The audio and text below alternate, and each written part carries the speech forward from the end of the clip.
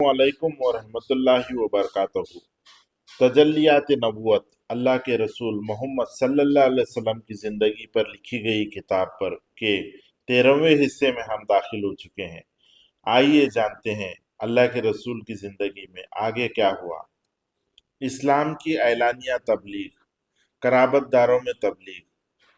जब इक्का दुक्का अफराद को खामोशी से इस्लाम की दावत देते हुए 3 बरस गुजर गए, कुरैश और दूसरे कबीलों के कुछ अच्छे लोगों ने इस्लाम कबूल कर लिया और इस तरह इस्लाम की एलानिया तबलीग के लिए हालात में थोड़ी सी गुंजाइश हो चुकी, तो अल्लाह ताला ने रसूलुल्लाह सल्लल्लाहु अलैहि वसल्लम को हुक्म दिया कि अब आप अपने नज़दीकी रिश्तेदारों को डराएं, फिर जो ईमान लाएं और आपके पैरोकार बन जाएं, इनके लिए अपना बाजू झुकाए रखें, और जो आपकी बात न माने, इनसे आप अपनी लाताल्लुकी का ऐलान कर दें। यानी कि मैं जो लोग अल्लाह के रसूल के रिश्तेदार जो आप पर ईमान लाएंगे, उनके ताल्लुक से नर्म बन जाइए, लेकिन जो बात आपकी नहीं मानेंगे, उनके लिए रिलेशन ख़त्म कर दो, ला ताल्लुक कर लो। इस हुक्म पर नबी करीम सल्लल्लाहु अलैहि वसल्लम ने अपने सबसे नज़दीकी कराबतदारों यानी बनु हाशिम को इकट्ठा किया, यानी अपने रिश्तेदारों को इकट्ठा किया। इनके साथ बनु मुतल्लिब के भी कुछ आदमी थे।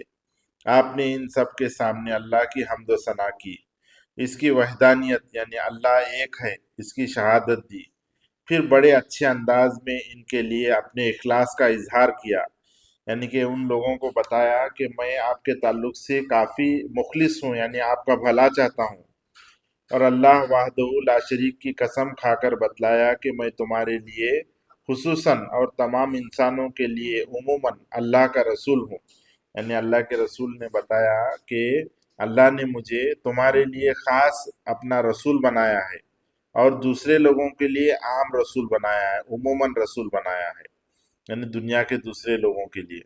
और अल्लाह की कसम तुम लोग इस तरह मर जाओगे जैसे सोते हो, और फिर इसी तरह उठाए जाओगे जैसा जागते हो, और उसके बाद तुमसे तुम्हारे अमाल का हिसाब लिया जाएगा, और भलाई का बदला भलाई से और बुराई का बदला बुराई से दिया जाएगा। यानी अल्लाह ताला की बात अल्लाह के रसूल बता रहे हैं कि आप सब लोग ऐसे मर जाओगे जैसा सो रहे हो, फिर बाद में ऐसे उठाए जाओगे जैसा जाग रहे हो, फिर उसके बाद अपनी जिंदगी में आपने जो अमाल किए उसका हिसाब लिया जाएगा। अगर आपने भला काम किया तो उसका भलाई से जवाब दिया जाएगा, और बुरा काम किया तो उसका जवाब बुराई से दिया जाएगा।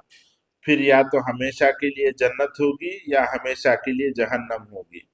तो या तो आप जन्नत में हमेशा के लिए चले जाएंगे जिसमें ऐशो आराम रहेगा, या जहन्नम में चले जाएंगे जिसके अंदर मुसीबतें, तकलीफ, अजाब रहेगा।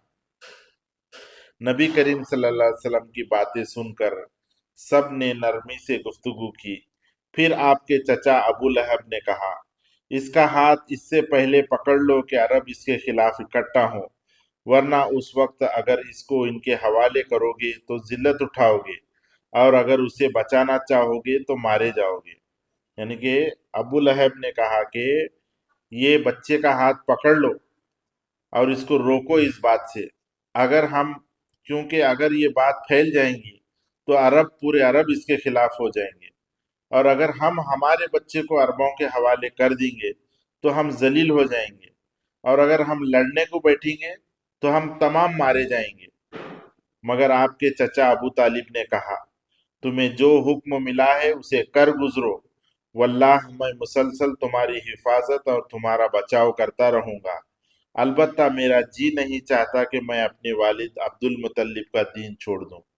यानी अल्लाह के रसूल के दूसरे चाचा अबू तालिब ने कहा कि जो हुक्म मिला है उसे कंप्लीट करो, और मैं तुम्हारी हिफाजत और बचाव करता रहूंगा, लेकिन मैं पर्सनली नहीं चाहता कि मैं मेरे वालिद का दीन छोड़ दूं। बस आज के लिए इतना ही। इंशाअल्लाह कल के दिन हम जानेंगे कि आगे क्या हुआ। अस्सलामु अलैकुम वरहमतुल्लाहि वबरकातुहू।